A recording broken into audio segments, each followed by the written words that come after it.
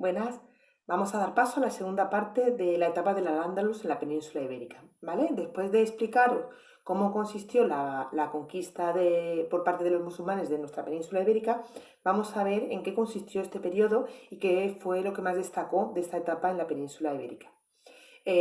Uno de los rasgos más principales de los musulmanes fue su religión, el Islam. El Islam es la religión que profesan los musulmanes. Nació en la península arábiga en el siglo VII de la mano de Mahoma, cuando fue predicando como Alá, su único Dios.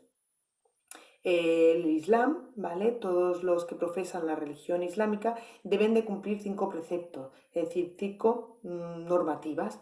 La primera, creer en un único Dios, Alá, y en su profeta Mahoma. La segunda, rezar 5 veces al día. La tercera, ir al menos en peregrinación a la Meca una vez en la vida.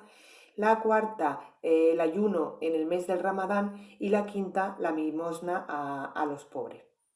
Los lugares de oración de los musulmanes eran las mezquitas. En las mezquitas, aparte de rezar, se estudiaban los preceptos del Islam. ¿En qué consistían? El libro sagrado donde recoge todos los predictos de la religión islámica es el Corán, es su libro sagrado. Vamos a ver un poquito cómo eran las mezquitas, ¿vale?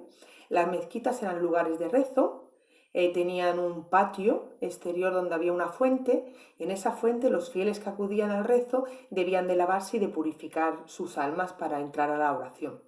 Después había una torre alta, una menar, donde el muacín subía y llamaba al rezo.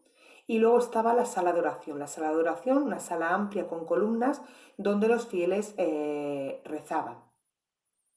¿Cómo eran consideradas las mujeres en la etapa del Al-Ándalus? La función de la mujer estaba bajo el dominio del marido o del padre o de los hermanos. Podía salir de casa para ir a rezar, para ir a los baños públicos o para asistir a los cementerios. Sus funciones eran mantener el hogar, las labores del hogar y cuidar del marido, hijos y personas mayores de la familia.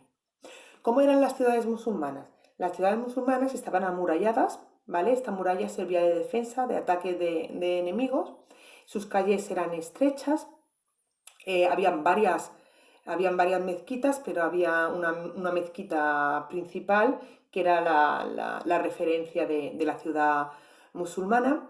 Después estaba la parte donde vivía el gobernador y donde vivían todos los políticos y la gente importante de la ciudad, y donde se distribuía el resto de población. ¿Cómo eran las clases sociales? ¿Cómo era la sociedad en el Al-Ándalus? ¿Vale? La sociedad estaba dividida dependiendo de clases de religiones. Estaban los musulmanes, que eran los que creían en Alá, era la gente más importante de la ciudad, eran los que tenían mejores tierras y los que ocupaban los cargos políticos. Después estaban los mozárabes, que eran los cristianos que se habían convertido a la religión musulmana. Después estaban los muyaidíes, que eran los que vivían en ciudades musulmanas pero mantenían su religión cristiana. Y después estaban los judíos. Los judíos vivían en barrios apartes que se llamaban juderías. ¿A qué se dedicaban los musulmanes? Pues principalmente a la agricultura, ¿vale? Como he dicho antes, los musulmanes eran los que tenían mayores tierras, pero casi todos cultivaban la tierra. Los musulmanes, gracias a los musulmanes, introdujeron nuevos cultivos como la cachofa, el arroz, introdujeron la noria, las acequias, y todo esto que se cultivaba en el campo se iba a vender a los zocos. Los zocos eran como lo que llamamos actualmente los mercadillos, ¿vale? Aparte de lo que cosechaban en la tierra, pues se vendían cueros, se vendía madera, se vendían joyas. Era la zona de comercio de la ciudad. Y hasta aquí esta parte, ¿vale? Próximamente veremos qué legado y qué arquitectura hubo en la etapa del Al-Ándalus, ¿vale?